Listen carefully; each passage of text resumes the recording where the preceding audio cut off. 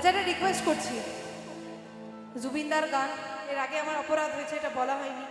একটুখানি সবাই দাঁড়াতে পারি আমরা, ঠিক যেমন আমাদের ন্যাশনাল অ্যান্থেমের সময় আমরা একটু দাঁড়াই, কিছুই না, একটুখানি মানুষটাকে শ্রদ্ধা। প্লিজ সবাই মিলে গাইবো, হ্যাঁ? মায়াবিনী রাতের বুকুত দেখা পালু তোমার ছবি ধরা দিলা।